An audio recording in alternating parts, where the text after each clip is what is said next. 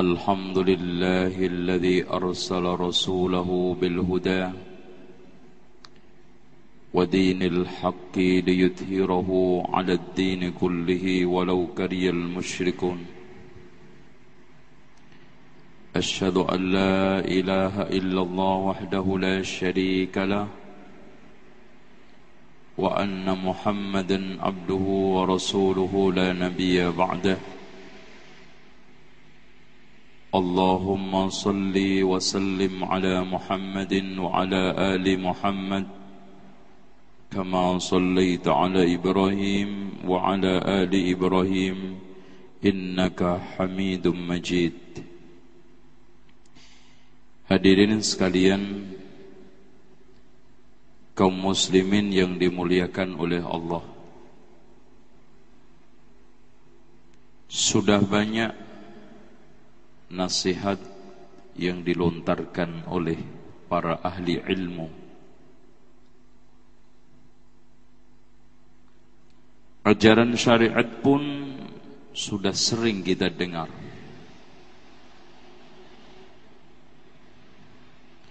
Petuah-petuah nasihat mulia serta hikmah para ulama pun sering kita dengar.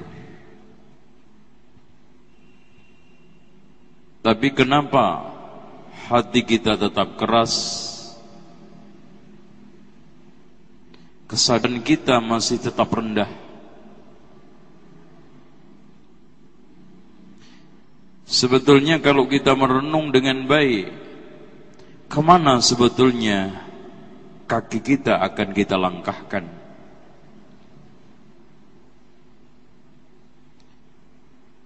Semua pasti akan bisa menjawab. Langkah-langkah dan tapak-tapak jalan kita hidup ini entah menuju surga atau menuju neraka. Kita ketahui semua bahwa tidak ada kesia-siaan di dalam hidup ini, dan Allah menciptakan manusia tidak untuk sia-sia. Oleh karena itu ditegaskan oleh Allah Subhanahu wa ta'ala, ayahsabul insanu ayyutraka sudah. Adakah manusia menyangka diciptakan begitu saja lalu dibiarkan sia-sia? Tidak. Kita semua akan mengalami kematian yang disebutkan oleh Allah Subhanahu wa ta'ala di dalam firman-Nya surat Al-Maidah ayat 106. Antum darabtum fil ardi fa asabatkum musibatul maut.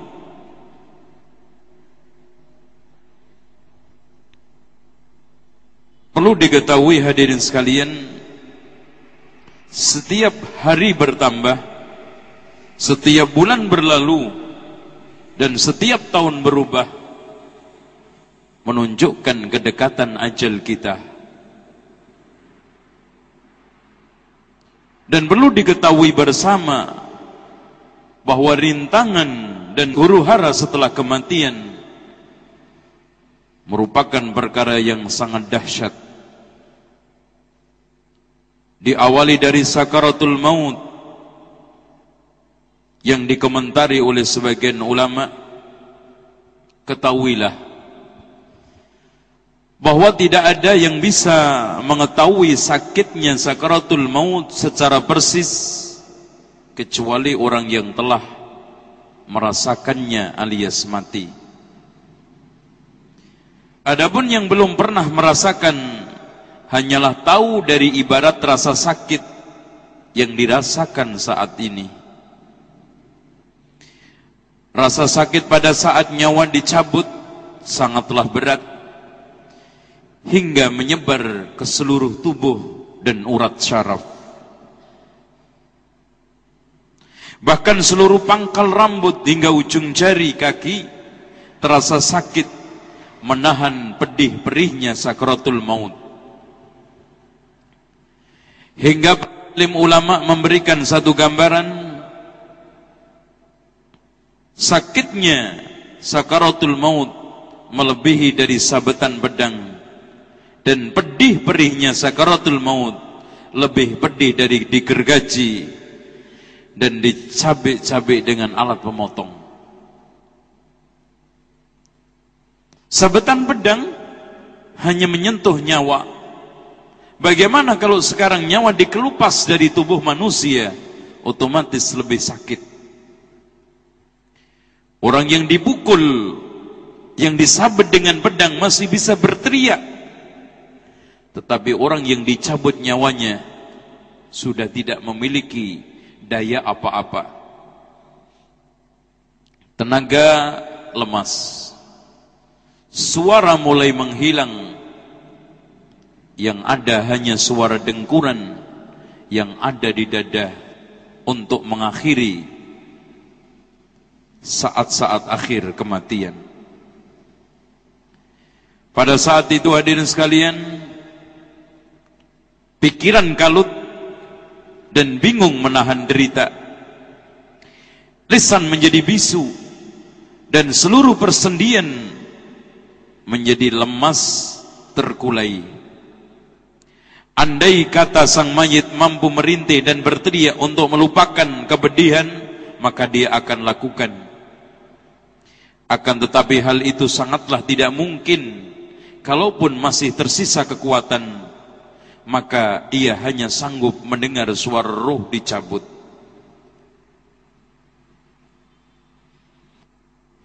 Pada saat itu hadirin sekalian, kondisi manusia memasuki dunia lain. Semua warna kulit berubah. Rasa sakit amat sangat menyebar ke tubuh bagian luar dan dalam. Mata melotot, mulut terkunci rapat, ujung jari-jari menggenggam, urat nadi dan seluruh tubuh mulai mati satu persatu. Dan pada saat itu hadirin sekalian, harapan, cita-cita dan seluruh keberhasilan, kesuksesan duniawi ditutup. Dan pada saat itu pula taubat sudah ditutup oleh Allah Subhanahu wa ta'ala. Oleh karena itu ikhwah sekalian, ketika Utsman ibnu Affan berziarah kubur, kemudian menangis terseduh-seduh, lalu orang-orang yang ada di sekitarnya menanyakan, wahai Utsman, dituturkan kepadamu surga neraka tidak menangis, kenapa engkau melihat kuburan menangis? Qala, dia menjawab, qala Rasulullah sallallahu alaihi wasallam, Rasulullah sallallahu alaihi wasallam bersabda, innal qabra awwalu manazilil akhirah. Sesungguhnya kuburan adalah rintangan pertama kali akhirat. Wa iyanju minhu fama ba'dahu aisar. Siapa yang di tempat itu selamat, maka setelahnya lebih mudah. Wa illam yanju minhu, siapa yang tidak selamat, fama ba'dahu asyad, setelahnya lebih susah. Hadis ini diriwayatkan oleh Imam Ibnu Majah, Imam Ahmad, serta Imam At-Tirmidzi di dalam sunannya dengan sanad yang hasan. Oleh karena itu beliau melanjutkan, ma ra'aitu mandaran qattun illa wal qabru afdha' minhu. Tidak ada satu pandangan yang lebih ngeri ketimbang kuburan. Ikhwah sekalian, setelah mati bukan urusan selesai. Bahkan Rasulullah sallallahu alaihi wasallam menegaskan di dalam banyak hadis tentang adab. Bahkan Rasulullah sallallahu alaihi wasallam menegaskan di dalam banyak hadis tentang adab dan nikmat kubur. Sebelum saya akan sampaikan cerita bagaimana rona-rona alam kubur menurut komentar Rasulullah sallallahu alaihi wasallam perlu saya tegaskan, walau anna idza midna turikna lakana al-mautu ghayata kulli hayyin. Kalau seandainya setelah kita mati dibiarkan alias tidak ada hisab, tidak ada pertanggungjawaban, ketahuilah mati akan menjadi cita-cita semua yang hidup. Walakinna idza mitna bu'isna, akan tetapi ketika kita meninggal dunia dibangkitkan, wa nus'alu ba'dahu an kulli syai'in, kita akan ditanya tentang segala sesuatu. Dengan demikian ikhwan, kita harus berbekal. Tazawwad bittuqa fa innaka la tadri idza janna al-lailu fa ta'isu ila al-fajri. Berbekallah kamu dengan ketakwaan, kalau seandainya masuk malam, jamin enggak umurmu sampai pagi. Wa kam min salimin mata bi ghairi illatin, berapa banyak orang yang mati sehat tanpa sebab penyakit. Wa kam min saqimin asahinan minad dahri, dan berapa banyak orang yang sakit-sakitan ndak mati-mati. Wa kam min fata yusbihu wa yumsi aminan, berapa banyak pemuda yang sehat segar bugar, pagi sore merasa aman. Wa qad nushijat akfanuhu wa huwa la yadri, kain kafannya digunting-gunting, dia tidak tahu, tidak sadar. Ikhwah sekalian, setelah sakaratul maut yang begitu pedih dan perih, tidak ada orang yang bisa menghindar kecuali orang yang telah dirahmati oleh Allah. Maka setelah itu yang dihadapi oleh manusia, rintangan alam kubur. Di dalam satu hadis yang diriwayatkan oleh Imam Abu Dawud di dalam sunannya, dan juga oleh ulama-ulama lain dengan sanad yang sahih, dan hadis ini juga disahihkan oleh Syekh Albani, ketika Rasulullah sallallahu alaihi wasallam bercerita tentang alam kubur, menceritakan awal tentang kondisi orang mukmin. Fatu'adu ruhuhu fi jasadihi, ruhnya dikembalikan di dalam jasadnya. Fayatihi malakan, kemudian datanglah kedua malaikat. Fayujlisanihi, kemudian didudukkan. Fayaqulani lahu, kemudian kedua malaikat itu menanyakan, man rabbuka, siapa Tuhanmu? Fayaqulu rabbi Allah, maka dia menjawab, Tuhan saya adalah Allah. Fayaqulani lahu, kemudian keduanya menanyakan lagi, ma dinuka, apa agamamu? Fayaqulu, dia menjawab, dini al-Islam, agama saya adalah Islam.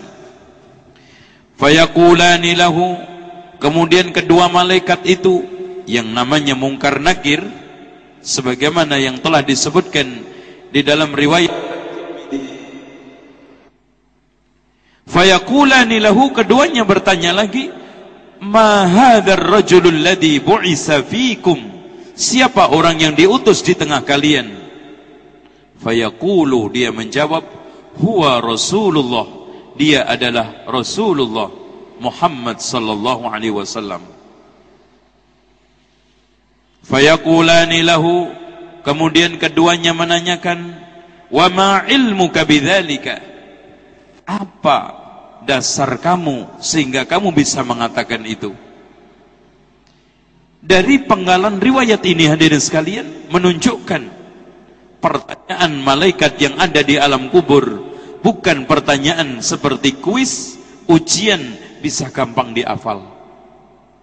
Tapi ini adalah pertanyaan konsekuensi. Siapa yang selamanya ini taat kepada Allah, dia akan dengan mudah menjawab, Tuhan saya Allah. Siapa yang selama ini taat terhadap ajaran Islam, menjunjung tinggi ajaran Islam, maka dia akan mudah menjawab, agama saya adalah Islam. Siapa yang selama ini dia menghidupkan sunnah, taat kepada Rasulullah, maka dia akan mudah dengan menjawab, yang datang kepada saya menjadi utusan adalah Muhammad sallallahu alaihi wasallam. Maka orang tersebut yang mukmin menjawab, fayaqulu qara'tu kitaballah, saya membaca kitab Allah, wa amantu bihi, saya mengimaninya, wa saddaqtu, saya membenarkannya. Fayunadi munadin fis sama, kemudian datanglah panggilan dari langit, an sadaqa abdi, telah benar hambaku di dalam menjawabnya. Fa afrishu bil jannah, hamparkan permadani dari surga. Walbisu al jannah, dan berilah pakaian dari surga. Waftahu lahu baban ilal jannah, dan bukakan pintu menuju surga. Qala fayatihi min rauhiha wa tibiha, datanglah dari arah pintu itu bau semerbak wanginya surga. Wa yufsah lahu fi qabrihi, kemudian kuburannya diluaskan, madda basarihi, sejauh pandangan matanya. Qala, kemudian menjawab, wa ya'tihi rajulun hasanul wajhi, kemudian datanglah orang yang cakep mukanya, hasanut thiyab, yang bagus pakaiannya, tayyibur rih, yang bau wangi. Fayaqulu, dia mengatakan, abshir billadhi yasurruka hada yaumuka alladhi kunta tu'ad, bergembiralah di hari yang dulu kamu dijanjikan bahagia. Fayaqulu lahu, kemudian dia bertanya, man anta, siapa kamu? Fawajhukal wajhu yaji'u bil khair, wajah yang membawa satu kebaikan. Fayaqulu ana amaluka salih, aku adalah amalmu yang soleh. Fayaqulu rabbi aqimis sa'ah, ya Allah, tegakkanlah segera kiamat, hatta arji'a ila ahli wa mali, sehingga saya bisa cepat kembali ketemu keluarga saya dan harta saya. Maksudnya harta yang diinfakkan, yang digunakan untuk amal soleh. Kemudian Rasulullah sallallahu alaihi wasallam menuturkan orang kafir dan munafik.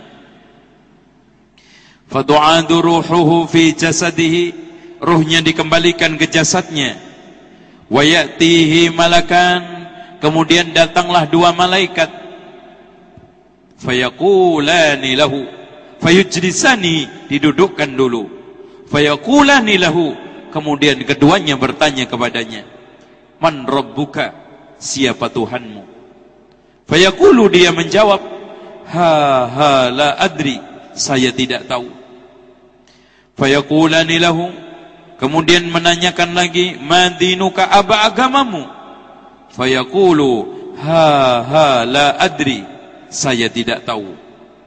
Fayaqulani lahu, keduanya menanyakan lagi, ma hadzal rajulul ladzi bu'isa fikum, siapa Rasul yang diutus kepadamu? Fayaqulu, maka dia juga menjawab, ha la adri, saya tidak tahu. Fayunadi munadin minas sama, kemudian datanglah panggilan dari langit,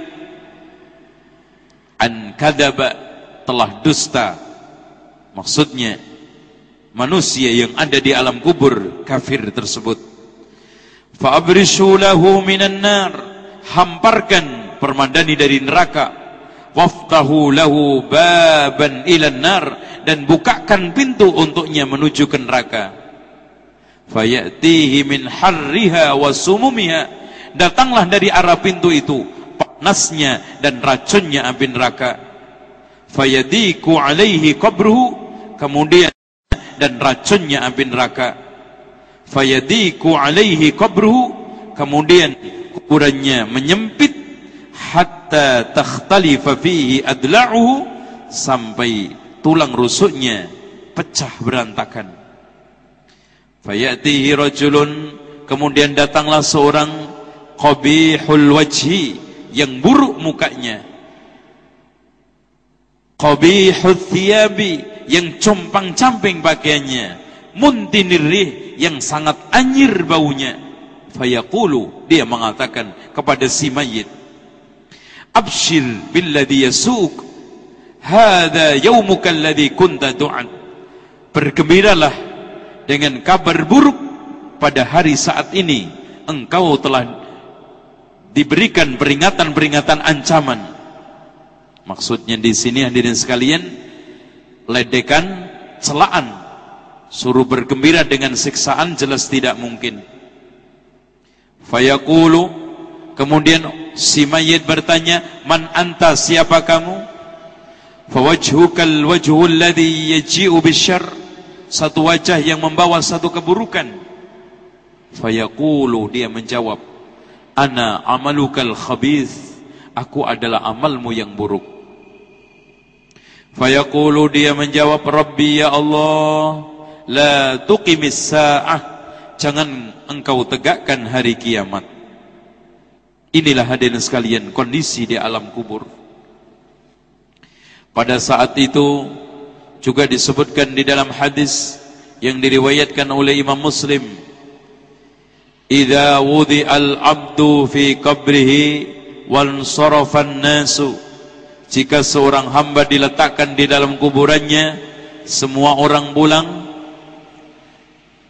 fa innahu la yasma'u qur'ani alihim, dia akan mendengar suara terumpah sandalnya. Setelah itu ikhwan, kita tidak tahu berapa lama kita harus di kuburan. Bisa ratusan ribu tahun, bahkan beribu-ribu tahun kita tidak tahu sampai hari kiamat. Dan siksa kubur ada dua macam. Ada yang abadi seperti Fir'aun sama bala tentara dan pengikutnya. Ada yang muaqqatan, sementara, yaitu orang-orang mukmin yang meninggal dunia membawa dosa. Setelah alam kubur bukan berarti urusan selesai. Manusia masih dihadapkan dengan rintangan berikutnya, yaitu mahsyar. Semua manusia nanti akan dibangkitkan dari alam kuburnya, yang disebutkan di dalam firman Allah surat Yasin ayat 51-53. Wa nufikha fis suri fa idahum minal ajdathi ila rabbihim yansilun. Dan ditiuplah sangkakala, maka tiba-tiba mereka keluar dengan segera dari alam kuburnya, maksudnya menuju kepada Tuhannya. Qalu ya wailana man ba'athana qadina hada. Mereka semua mengatakan, aduhai celaka kami, siapakah yang membangkitkan kami dari tempat tidur kami? Hadza ma wa'ada ar-rahmanu wa sadaqal mursalun. Inilah yang dijanjikan oleh Ar-Rahman dan telah benar utusan-utusan Allah. In kanat illa sayhatan wahidah, itu semua hanya sekali tiupan. Fa idahum jami'ul ladaina muhdarun, tiba-tiba mereka semua hadir di hadapan Allah Subhanahu wa ta'ala. Ikhwah sekalian, ketika manusia dibangkitkan, kemudian dikiring mahsyar, yang sebutkan di dalam hadis Rasulullah juga, di antara tanda-tanda kiamat besar yang 10, yang terakhir adalah narun takhruju minal Yaman, api yang keluar dari Yaman, ya, tatrudun nasa ila mahsyarihim, yang menggiring manusia ke tempat mahsyarnya. Di tempat itu hadirin sekalian, macam-macam manusia dibangkitkan. Ada yang susah, ada yang gembira, ada yang sukses, ada yang celaka. Dan tampilan-tampilan manusia menunjukkan tanda-tanda yang sukses kelihatan orang sukses, yang celaka nampak celaka. Di antara orang-orang yang celaka dibangkitkan dia di mahsyar nanti, bangkit dalam kondisi sempoyongan seperti orang kesurupan. Itulah orang-orang yang memakan riba. Sebagaimana yang telah ditegaskan oleh Allah di dalam firman-Nya, alladzina ya'kuluna ar-riba la yaqumuna illa kama yaqumul ladzi yatakhabbathu asyaitanu minal mas. Sesungguhnya orang-orang pemakan riba tidaklah berdiri di hari kiamat di mahsyar nanti, melainkan seperti berdirinya orang yang kena kesurupan syaitan. Ada di antara mereka lagi yang dibangkitkan di hari kiamat dalam keadaan seperti yang digambarkan oleh Rasulullah, tukhrajun naihatu min qabriha, orang yang meratapi kematian dikeluarkan dari kuburnya yaumal qiyamati, nanti di hari kiamat, sya'tha'a ghabra, dalam keadaan pakaiannya compang-camping, rambutnya awut-awutan. Alaiha jilbabun min la'natillah, yang dikenakan jilbab dari laknat kutukan Allah. Wa dir'un min nar, dan pakaian dari api. Wa yaduha ala ra'siha, dan tangannya diletakkan di atas kepala. Taqulu, sambil mengatakan, ya waila, celakalah saya. Masih banyak hadirin sekalian di antara mereka yang dibangkitkan oleh Allah Subhanahu wa taala dalam kondisi yang disebutkan dalam hadis Rasulullah, tuhsyarun nasu yaumal qiyamati ala thalathati asnaf. Manusia dibangkitkan di hari kiamat dalam kondisi 3 kelompok. Yang pertama, sinfan rukbanan, satu kelompok naik kendaraan. Wasinfan musyatan, satu kelompok lagi pejalan kaki. Wasinfan ala wujuhihim, satu kelompok lagi berjalan di atas mukanya. Qila, ada yang bertanya, ya Rasulullah, kaifa yamshuna ala wujuhihim, bagaimana mereka bisa berjalan di atas mukanya? Qala, dia menjawab, innalladzi amsyahum ala aqdamihim, zat yang telah membuat mereka bisa jalan di atas kakinya, qadirun ala ayyumashihim ala wujuhihim, lebih mampu membuat mereka jalan di atas mukanya. Ama annahum yattaquna biwujuhihim kulla hadbin wa syaukin, bukankah di dunia dulu dengan wajahnya dia bisa mengetahui jalan, mengetahui duri? Namun hadirin sekalian, di antara manusia juga ada yang dibangkitkan oleh Allah Subhanahu wa taala dalam keadaan nikmat. Adapun orang yang mati syahid dibangkitkan oleh Allah Subhanahu wa taala, warnanya warna darah dan bau minyak kasturi. Dan ada di antara manusia yang dibangkitkan oleh Allah Subhanahu wa taala memakai pakaian ihram sambil membaca talbiyah, labbaik Allahumma labbaik, labbaik la syarika laka labbaik, innal hamda wan ni'mata laka wal mulk la syarika laka labbaik. Sehingga di dalam hadis Muslim Rasulullah menekankan, igsilu bima'in wasidrin, mandikanlah mereka orang-orang yang mati dalam keadaan ihram dengan air dan daun bidara, wa kaffinuhu fi thawbihi, dan kafanilah dengan pakaiannya, wala tamassuhu bitibin, jangan kau sentuh dengan minyak wangi apapun, wala tukhammiru ra'sahu, dan jangan juga apapun, wala tukhammiru ra'sahu, dan jangan juga engkau tutup kepalanya, fa innahu yub'asu yaumal qiyamati mulabbiyan, karena dia dibangkitkan di hari kiamat nanti dalam kondisi membaca talbiyah. Ikhwas sekalian, perlu diketahui dahsyatnya hari kiamat telah digambarkan ringkas oleh Allah di dalam banyak surat.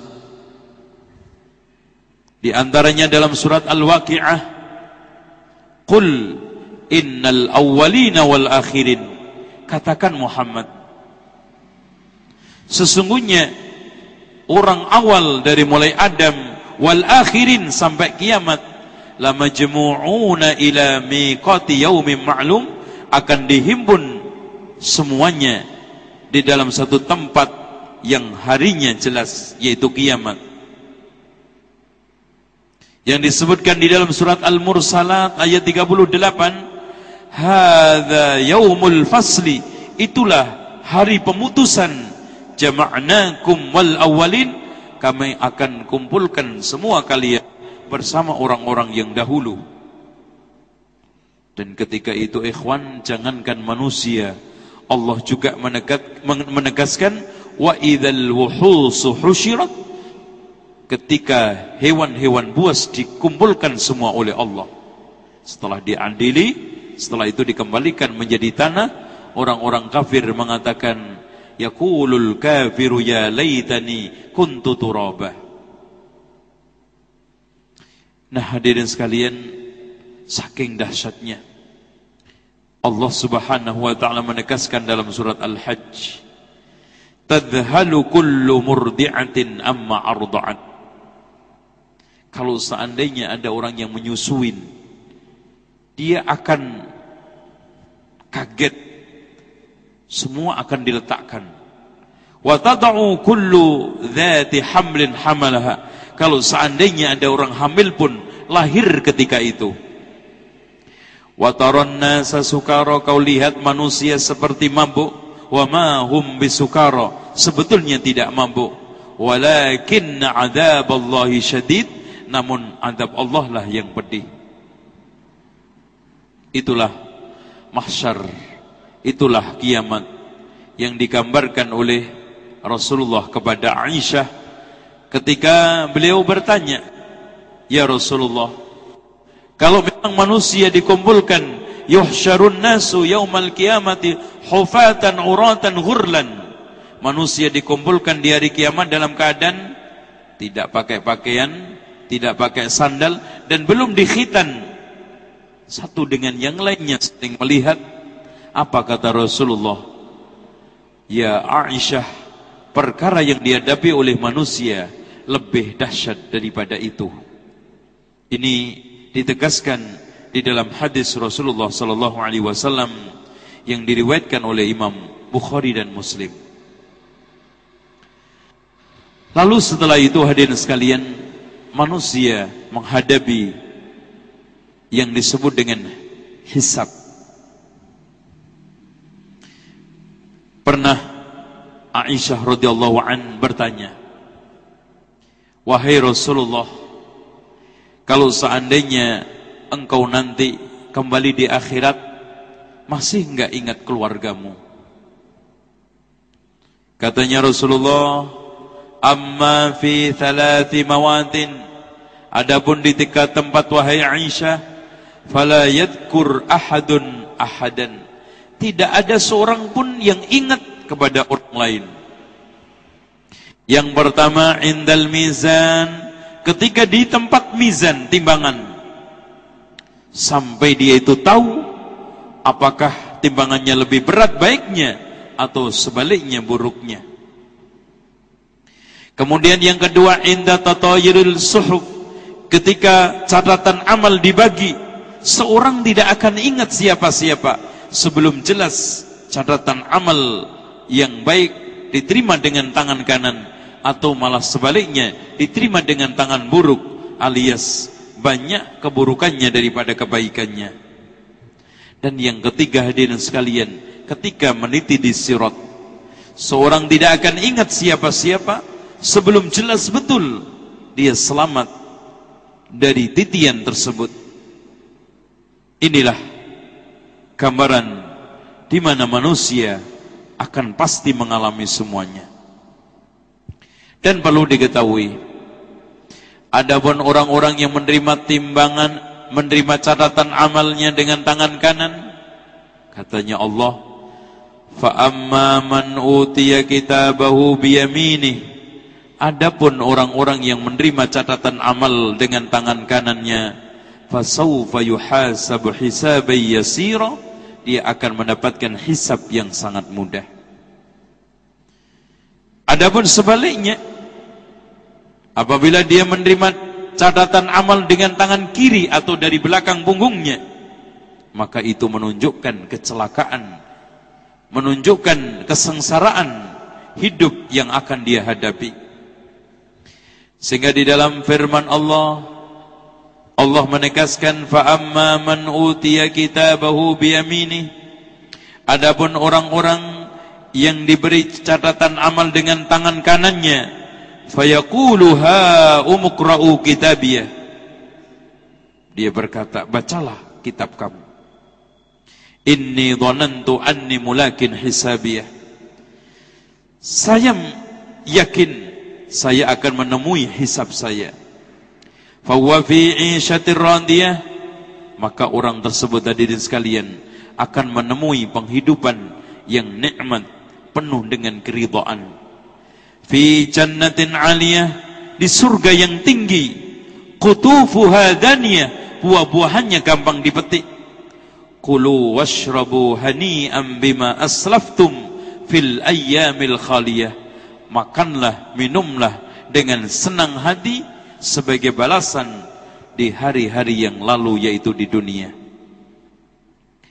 Wa amma man utiya kitabahu bishimali, adapun orang-orang yang diberi catatan amal dengan tangan kirinya, fayaqulu ya laitani lam uta kitabiyah, aduhai kecelakaan bagiku, seandainya lebih baik kitabku tidak diberikan kepadaku.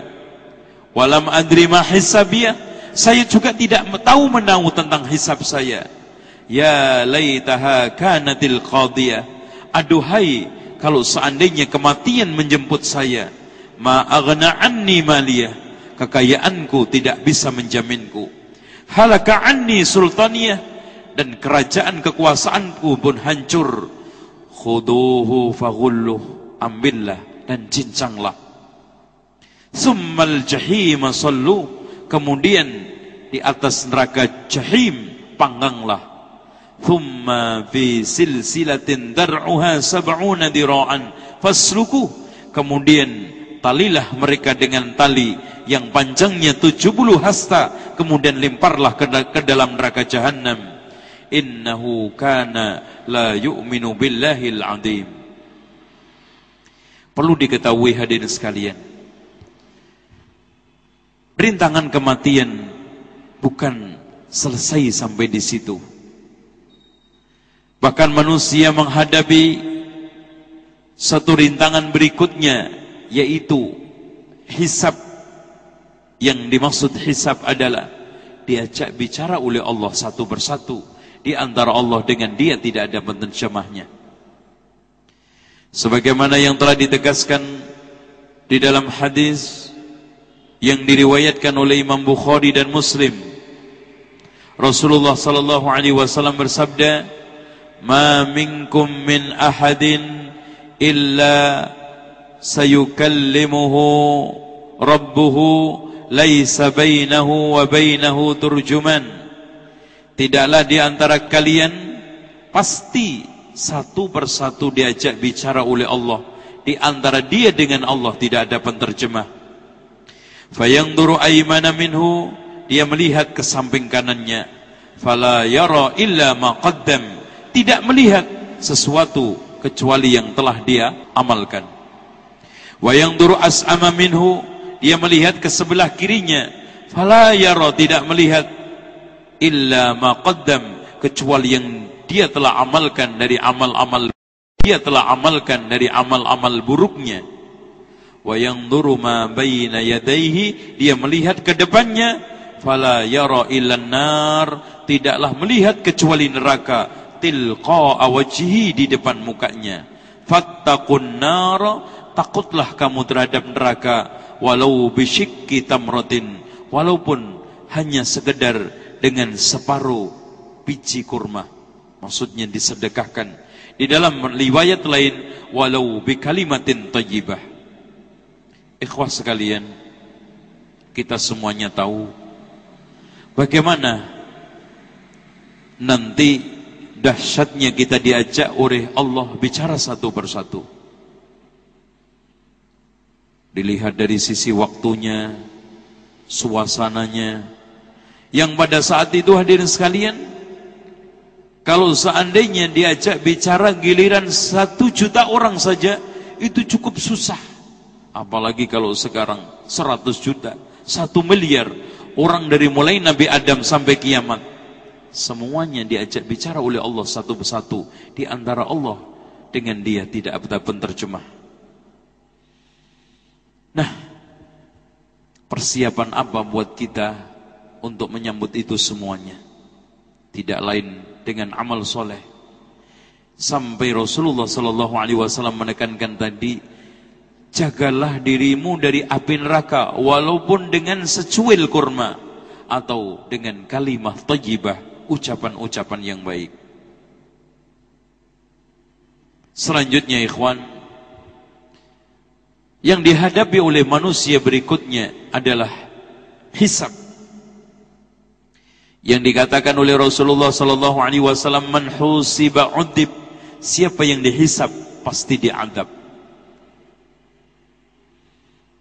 Yang hisab itu satu hisab yang teliti, satu hisab yang akurat, satu hisab yang adil, tidak mendolimi walaupun sebiji sawi.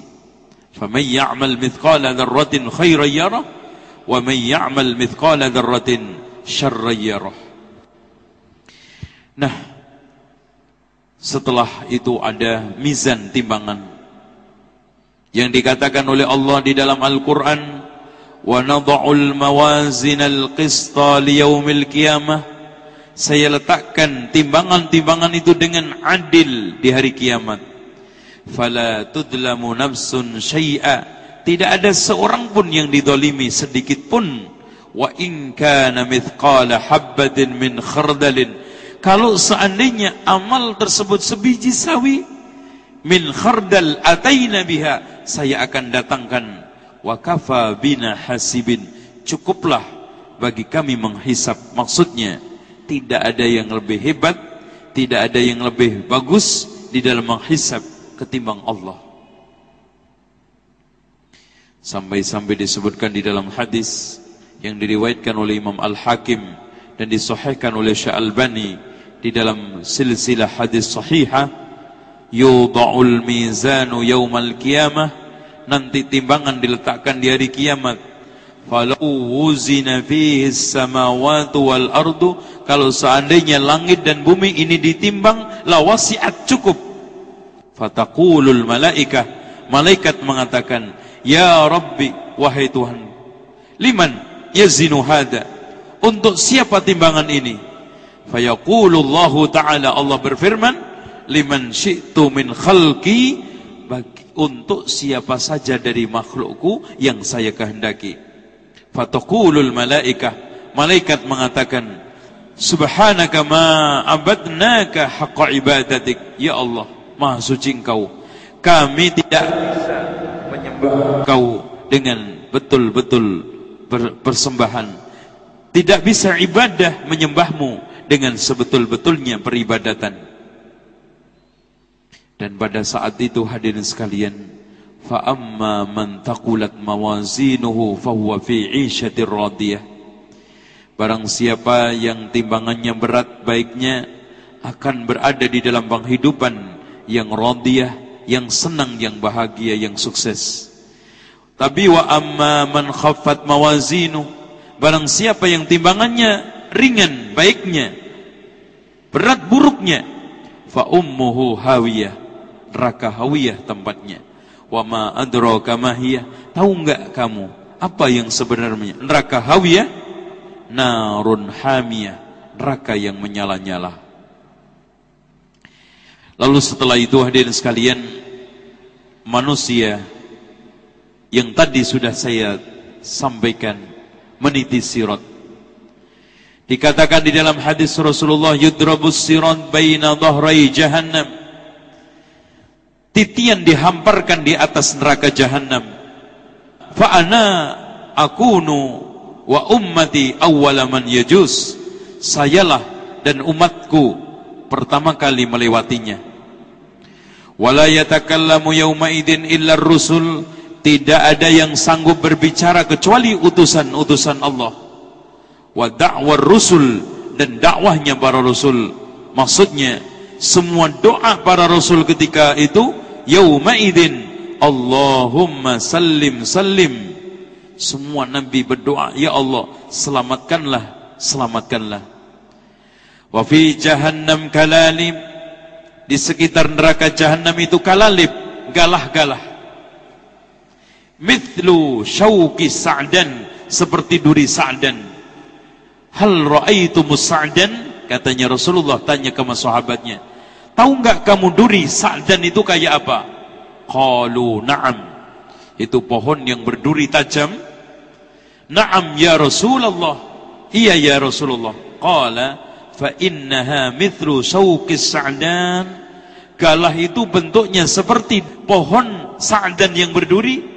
Ghaira annahu la yu'lamu qadru 'idamiha illa Allah, namun tidak ada yang tahu ukuran besarnya kecuali Allah saja. Takhtifun nasa bi'amalihim, galah-galah itu menyambar orang yang lewat di sirat sesuai dengan kondisi amalnya. Faminhumul mubik bi'amali, ada yang hancur bersama amalnya, maksudnya jatuh ke dalam neraka jahannam, terlimpar. Wa minhumul mujazi hatta yunji, ada yang selamat, maksudnya dia tergalah, terambil sampai keluar dari neraka jahannam. Ya ikhwan, disebutkan dalam hadis yang lainnya, ketika manusia meniti titian sirat, semua para nabi berdoa, Allahumma ya Rabbi sallim sallim, ya Allah selamatkanlah, selamatkanlah. Hatta yaji ar-rajulu, ada seseorang yang datang, wala yastati'u sayra, yang tidak bisa berjalan, illa zahfa, kecuali merangkak. Wa fi hafatai sirah, di kanan kiri sirat, jalan titian itu, kalalib mu'allaqatun, ada galah-galah yang dicantolkan, ma'muratun, yang diperintah, bi akhdiman umirat, untuk mengambil orang yang diperintah mengambilnya. Fa makhdusun najin, ada yang diambil saking kerasnya terlempar jauh dari neraka jahannam. Wa mukardasun finnar, ada yang terlempar ke dalam neraka jahannam. Walladzi nafsu Muhammadin biyadi, demi zat yang jiwaku ada di tangannya, inna qa'ra jahannam, sesungguhnya jurang neraka jahannam, la sab'una kharifan, jarak tempuhnya 70 tahun. Inilah hadirin sekalian yang semuanya pasti kita alami dan kita akan melalui. Semoga kita selamat sampai surga yang semuanya diharapkan kaum mukmin, dan kita beribadah melainkan untuk tujuan itu. Demikianlah hadirin sekalian, untuk kelanjutannya kita akan sampaikan khusus setelah sukses meniti sirat, ada surga, yang celaka ada neraka. InsyaAllah kita lanjutkan nanti khusus membahas surga dan juga khusus membahas neraka, insyaallah. Aqulu qawli hadza wastaghfirullah li wa lakum wastaghfirullahal azim. Innallaha huwal ghafurur rahim. Wassalamualaikum warahmatullahi wabarakatuh.